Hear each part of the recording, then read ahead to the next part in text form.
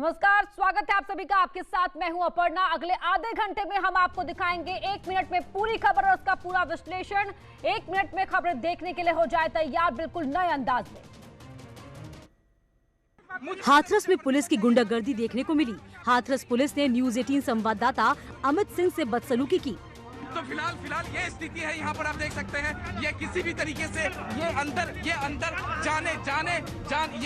किसी भी तरीके से ये जाने नहीं दे रहे हैं। और देखिए कैसे पुलिस हमारे संवाददाता से धक्का मुक्की कर रही है। दरअसल न्यूज़ 18 हाथरस मामले में कई घंटे से नॉन स्टॉप कवरेज कर रहा है, लेकिन अपनी करतूतों से बैकफुट पर आई पुलिस ने पहले हमारे संवाददाता के साथ धक्का मुक्की की और फिर दूसरे संवाददाता पवन गौड़ को पीड़ित के गाँव में जाने से रोक दिया। हाथरस पुलिस न्यूज़ 18 की कवरेज से डर गई है। क्यों नहीं जा सकते, क्या है? अधिकारियों का आदेश है, सबकी एंट्री करना। किसका आदेश है? क्यों मना कर रहे हैं लोग?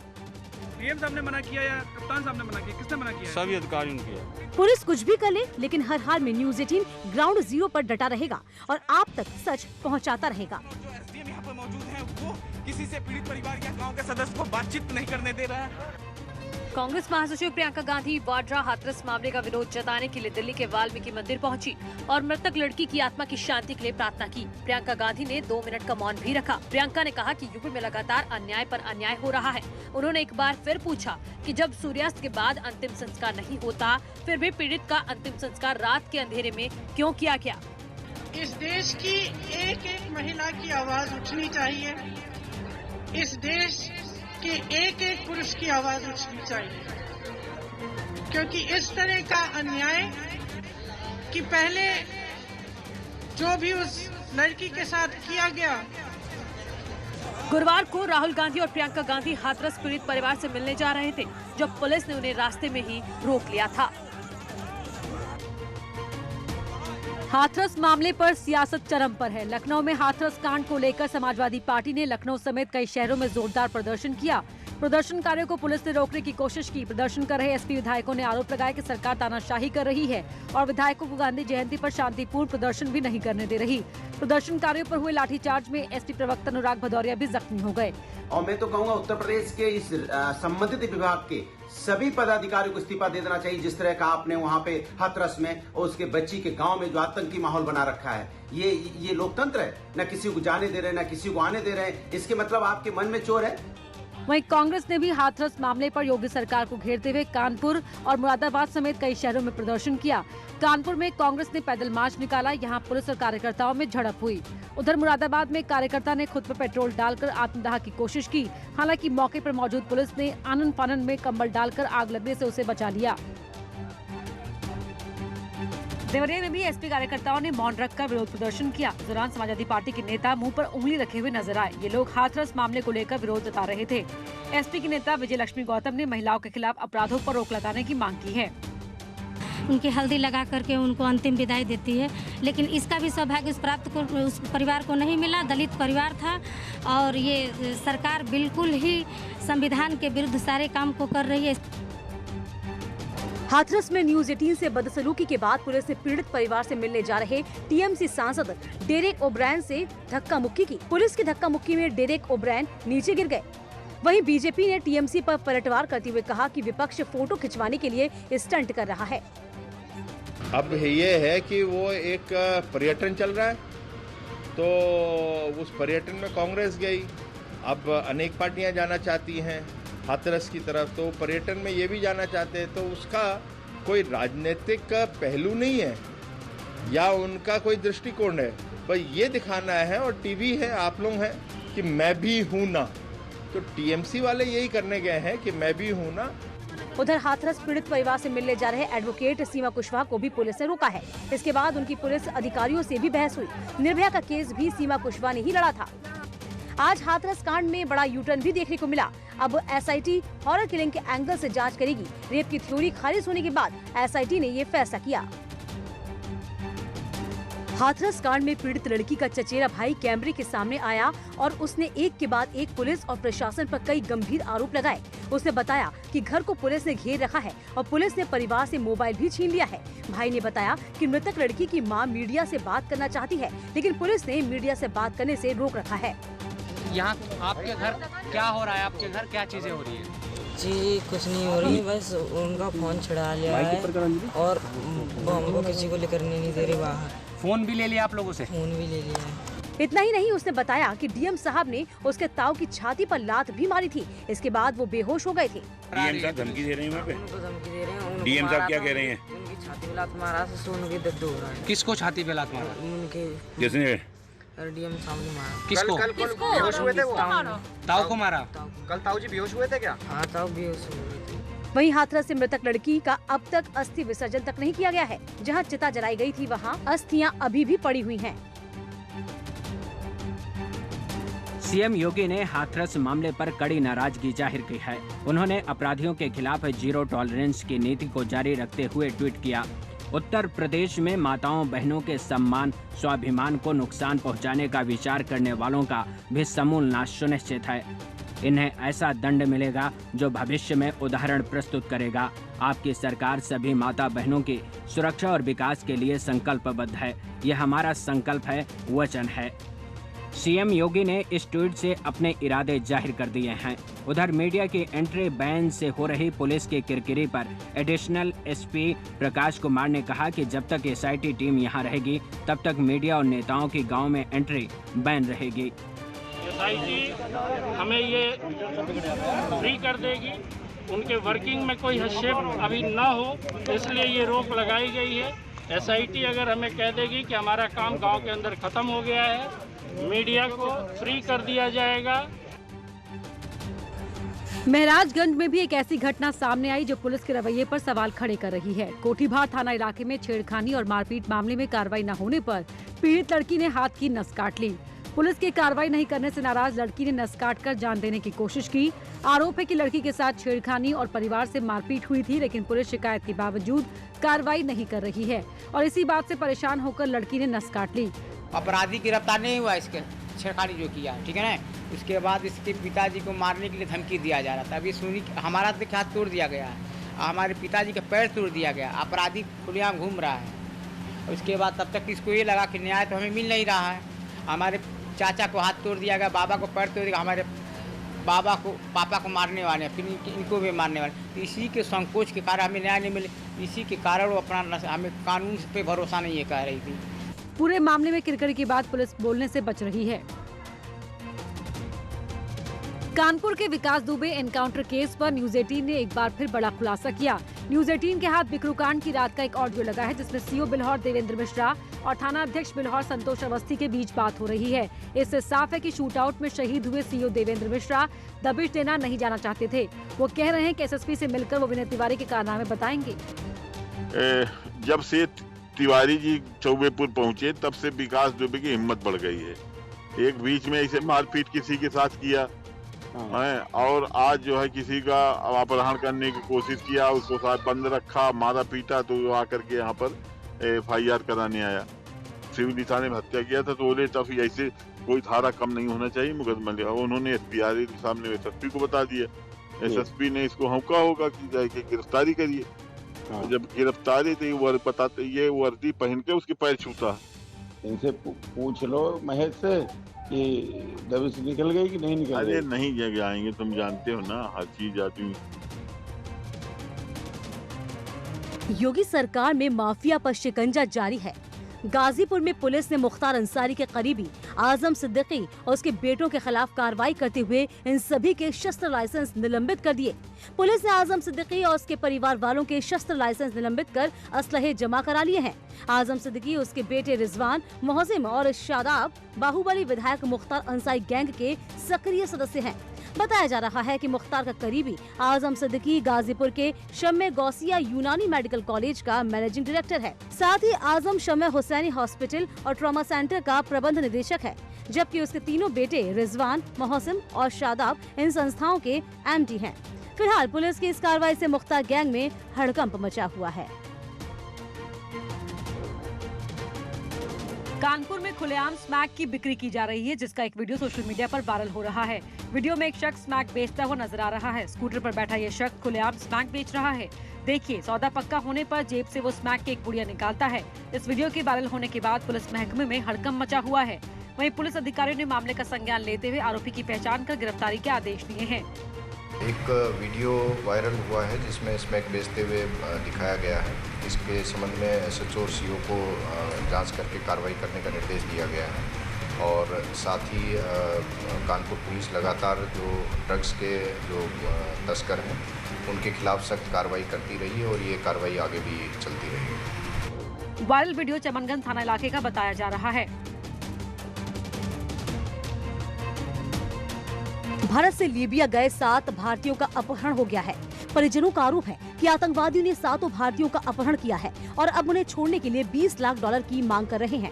आतंकियों ने जिनका अपहरण किया है वो यूपी के कुशीनगर, देवरिया, बिहार और आंध्र प्रदेश के रहने वाले हैं। इनमें से एक मुन्ना चौहान कुशीनगर के रहने वाले हैं। ये सभी लीबिया में मजदूरी करने गए थे और 1 साल बाद 17 सितंबर को भारत लौटने वाले थे, लेकिन इसके पहले इन सभी का अपहरण कर लिया गया। ये खबर मिलने के बाद से परिजनों में कोहराम मचा हुआ है। अब परिवार केंद्र सरकार से मदद की गुहार लगा रहा है। तारीख के फोन आए लीबिया से तो कहतन कि जतनी मेडिकल करावे करवा से 17 तारीख के हमार टिकट बा तो टिकट तो नहीं घरे तो 17 तारीख के हम दिल्ली फोन करें तो दिल्ली के ऑफिस के कुछ नहीं बताते। ये घटना 15 और 16 सितंबर के बीच की बताई जा रही है। सभी 7 भारतीयों को 17 सितंबर को इस्तांबुल हवाई अड्डे से दिल्ली रवाना होना था। प्रयागराज में एक मंचले को छात्रा से छेड़खानी महंगी पड़ गई। लड़की ने भी छेड़ने की सजा उसे ऑन द स्पॉट दे डाली। अब इस मंचले की पिटाई का वीडियो सोशल मीडिया पर वायरल हो रहा है। छात्रा ने मंचले को बेल्ट से जमकर पीटा। दरअसल कर्नलगंज थाना इलाके के चंद्रशेखर आजाद पार्क में ये छात्रा सहेलियों के साथ पार्क में टहलने निकली थी।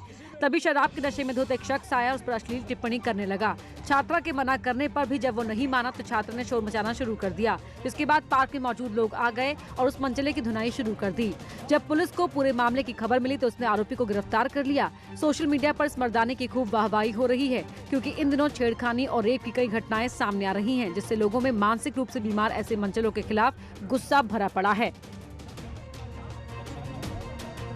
फर्रुखाबाद पुलिस ने बड़ी कार्रवाई करते हुए सट्टेबाजों के घर छापा मारा। हालांकि इस दौरान पुलिस को बैकफुट पर आना पड़ा, क्योंकि एक सट्टेबाज के भाई ने आत्मदाह करने की कोशिश की, लेकिन पुलिस ने समझदारी से पूरे हालात को संभाला और मौके से 15 लाख से ज्यादा कैश बरामद कर लिया। पुलिस ने यहां से पैसे गिनने वाली मशीन और कुछ पर्चियों के साथ एक आरोपी विक्रांत अवस्थी को भी गिरफ्तार कर लिया। इसके अलावा आरोपी राहुल अवस्थी की तलाश जारी है। सट्टे की पर्चियां और तमाम चीजें मिली। इसके अलावा एक नोट गिनने की मशीन भी मिली वहाँ पर और कुल 15,28,570 रुपये ये वहाँ से बरामद हुए। तो एक बड़ी कार्रवाई ये हुई है और उस पर एक मुलजिम विकास अवस्थी ये अरेस्ट हुआ है। इसमें राहुल अवस्थी, विकास अवस्थी और अन्य लोग मिलकर के ये सट्टे का कारोबार कर रहे थे। पुलिस को आशंका है कि सट्टेबाजों का ये गिरोह कई जगह सक्रिय था। ग्रेटर नोएडा के बादलपुर इलाके में GT रोड पर लूट की कोशिश का मामला सामने आया है। बदमाशों की करतूत CCTV में कैद हो गई। जब बदमाश लूट में नाकाम हो गए तो वो ज्वेलर्स को गोली मारकर फरार हो गए। CCTV में आप देख सकते हैं कैसे 3 नकाबपोश बदमाश ज्वेलरी शॉप में दाखिल होते हैं और कुछ जेवर दिखाने के लिए बोलते हैं, लेकिन जैसे ही ज्वेलर सामान निकालने के लिए झुकता है, बदमाश हथियार निकालकर लूट की कोशिश करने लगते हैं। लेकिन ज्वेलर के शोर मचाने पर बदमाश लूट की वारदात को अंजाम नहीं दे पाए और उसे गोली मारकर फरार हो गए। पुलिस दुकान में लगे कैमरे की फुटेज खंगालकर बदमाशों को जल्द से जल्द पकड़ने का दावा कर रही है। अस्पताल में भर्ती घायल ज्वेलर की हालत खतरे से बाहर बताई जा रही है। थाना बादलपुर में आज एक घटना छपरवा क्षेत्र में हुई है, जिसमें धारा 307 के कब्जे पंजीकृत किया गया है, जो तहरीरवादी के द्वारा दी गई है। उसमें 3 अज्ञात हमलावरों के द्वारा जो है दुकान में घुस के उनके ऊपर फायर किया गया, जिसमें उनके हाथ में गोली लगी। उनको तत्काल अस्पताल ले जाया गया है। दिल्ली नोएडा को जोड़ने वाले DND पर किसानों ने प्रदर्शन किया। पूर्व PM लाल बहादुर शास्त्री के समाधि स्थल पर जा रहे किसानों को पुलिस ने रोक दिया।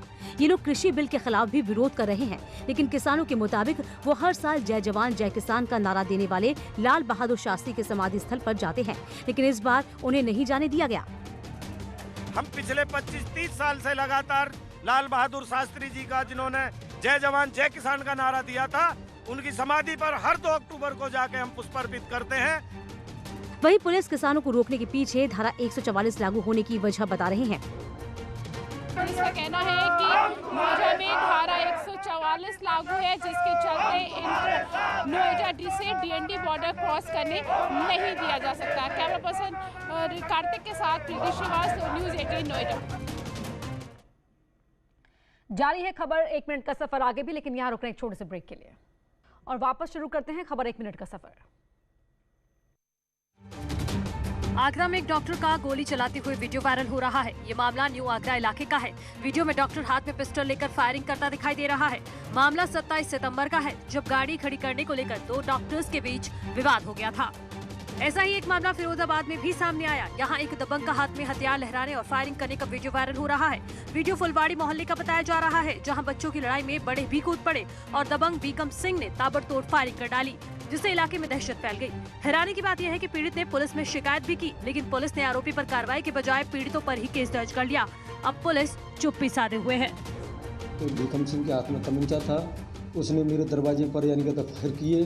अगर मुझे मेरे बच्चे नहीं बचाते तो यानी मुझे जान से मार देता। तो पुलिस वालों ने यानी कि कहता ये तहरीर ले ली और कोई सुनवाई नहीं की। आज तक कोई सुनवाई नहीं कर रहे हैं और डांट फटकार के भगा दिया।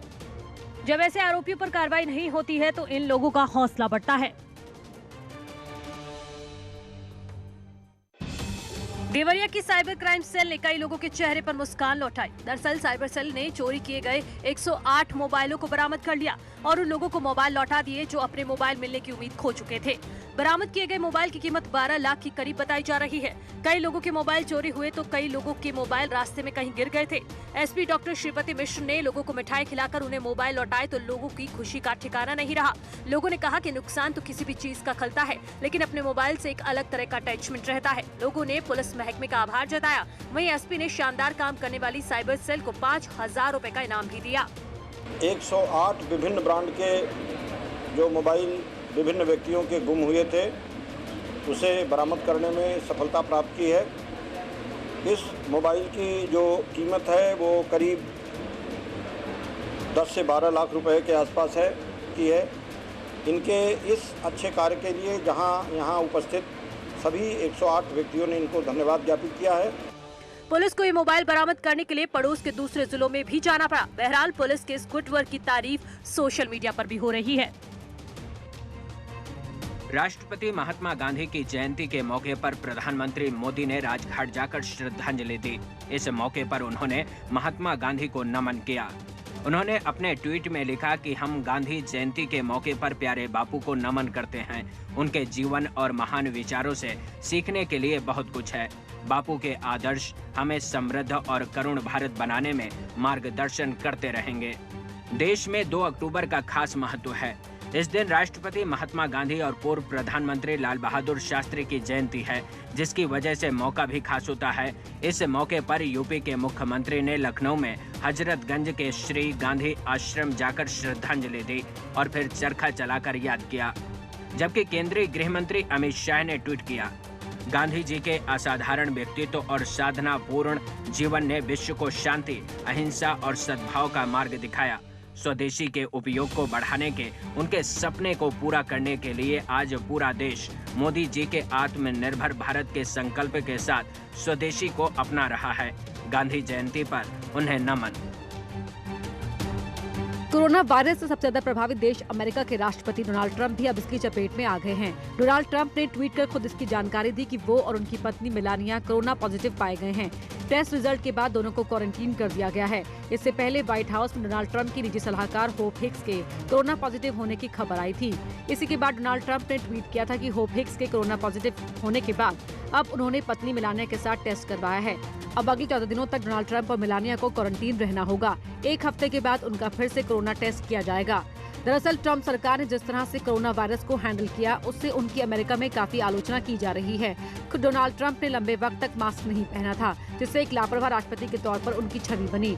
इंटरनेशनल मीडिया में भी उनकी काफी किरकिरी हुई थी। अमेरिका इस वक्त कोरोना से प्रभावित देशों की लिस्ट में नंबर 1 पर है, जहाँ 75 लाख से ज्यादा कोरोना के मामले हैं, जबकि वहाँ वायरस 2 लाख से ज्यादा लोगों की जान ले चुका है।